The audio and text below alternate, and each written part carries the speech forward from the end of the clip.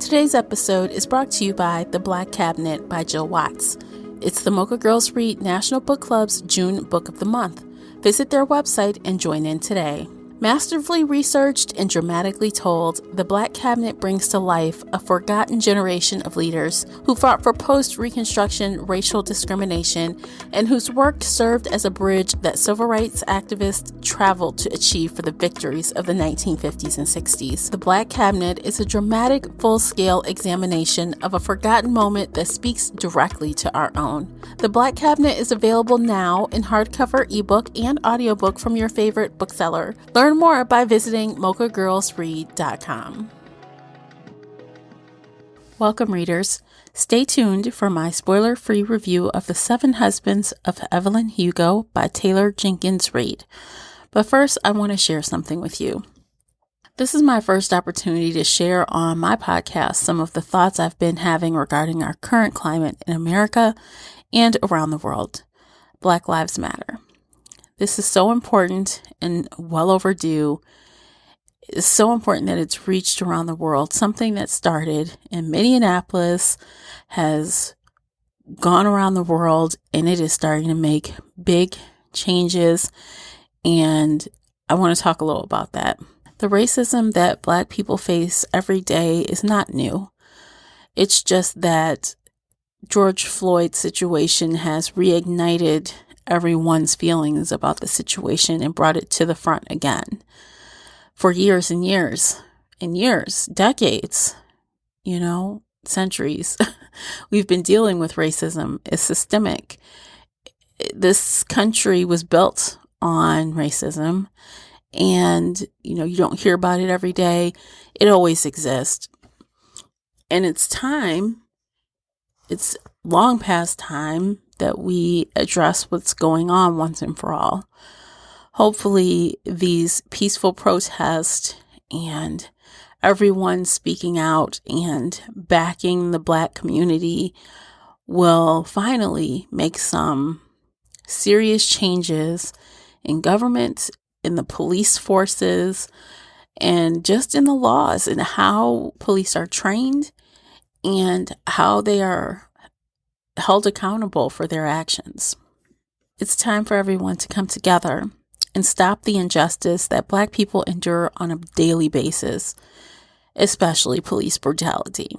It's time for us as a Black community to speak with our money and our buying power, speak with our voices and our actions, speak with our vote. No matter what race you are, you can support the Black community and basic human rights by doing those things as well. I've been singled out as the only Black person in a group and asked what I'm feeling about what's going on right now. I've been asked, what can others do? Well, I decided to share those resources with everyone. It's not my place or my job to teach you, but I am happy to show you where you can get that information if you want to do your part in bringing racism to an end. Below in the show notes, I have links to some helpful curated book lists that include titles about systemic racism, anti-racism, and other topics that are important to learn about in this fight. Right now, a lot of these books may be in high demand in libraries and sold out in a physical copy, but you can always purchase the ebook and audiobook versions. I've also linked some YouTube videos that explain what's going on and why it's important. The fact that a lot of these books are sold out is showing how serious people are about learning and listening. It's not enough to just not be racist. You have to be anti-racist. Doing what's right isn't always easy, but it's the only way through this. For the first time ever, large corporations, influencers with huge audiences, friends, neighbors, coworkers, those who are usually silent are speaking out in support of Black Lives Matter. Now is the time for growth and change. Make a difference in your community. Stand with me. Black Lives Matter.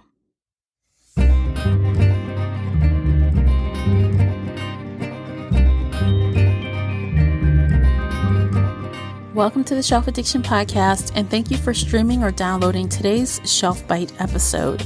If you are new here, Shelf Bytes features spoiler-free book and audiobook reviews in just a few minutes. I am your host, Tamara Ford.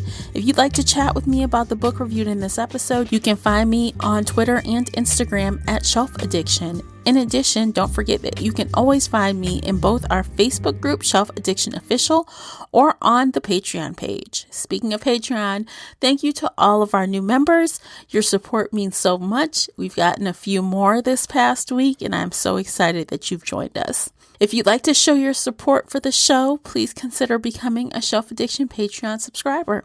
You'll gain access to exclusive Patreon-only content, including monthly live streams, uncut video of podcast recordings, stickers, t-shirts, and more depending on your subscription level. Join us now by clicking the link in the show notes or go to shelfaddiction.com and click the Support Us tab. Help us make even more bookish content for your ears. If you'd like to show your support in a non-monetary way, please share this episode with bookish friends or on your favorite social media space. Let's jump into it.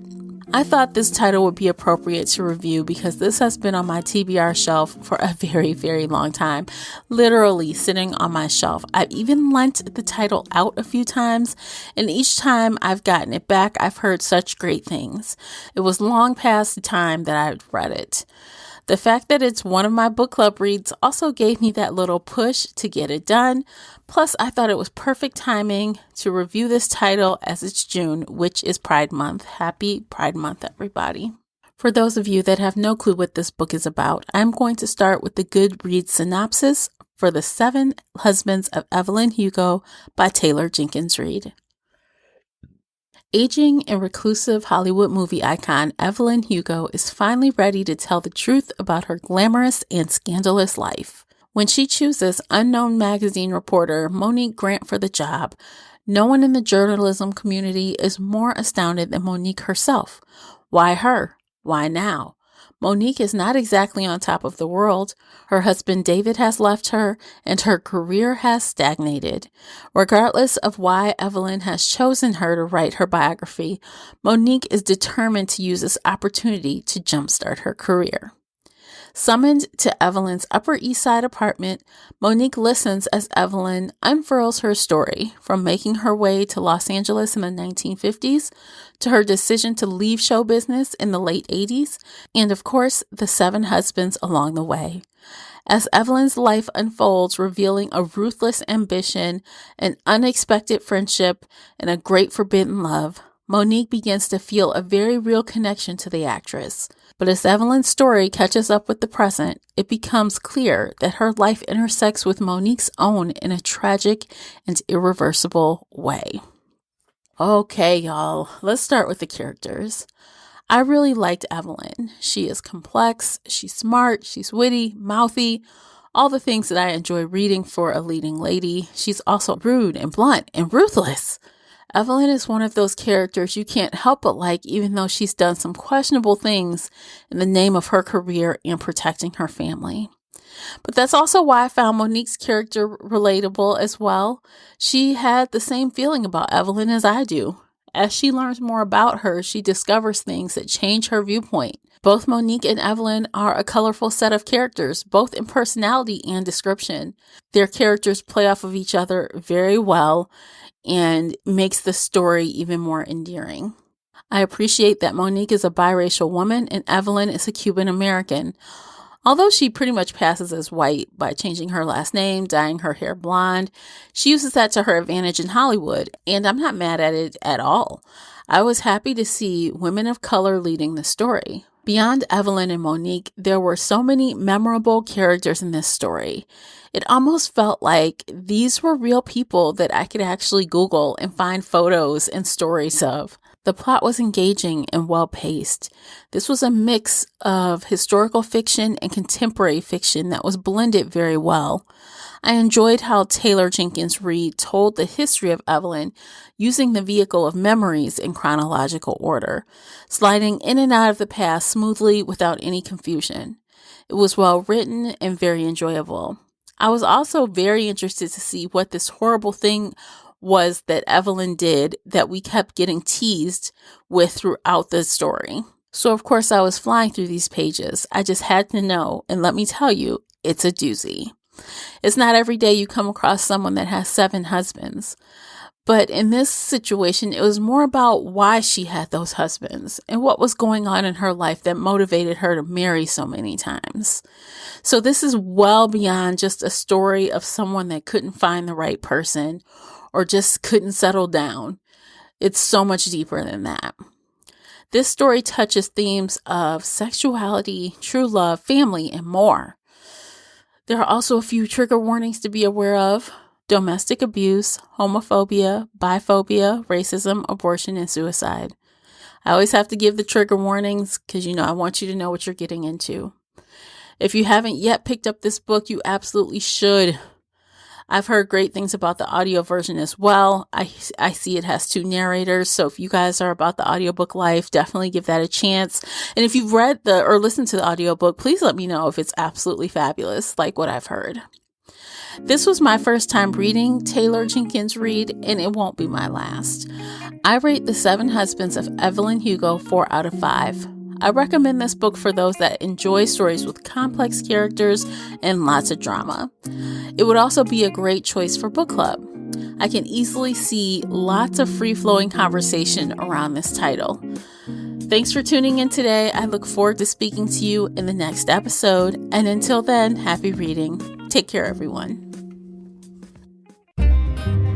If you enjoyed today's book chat episode and would like to show your support, there are a few things you can do. Head on over to Apple Podcast and leave a positive 5-star review. You can follow me on Twitter at Shelf Addiction. Most importantly, you can share this podcast with friends and family that enjoy all things bookish, including author interviews. Thank you for listening, and until next time, happy reading.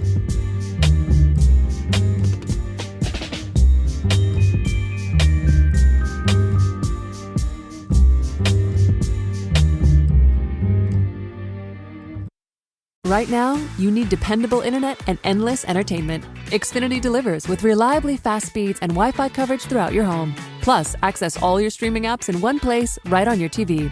To schedule your free contactless equipment delivery, click or call. Restrictions apply.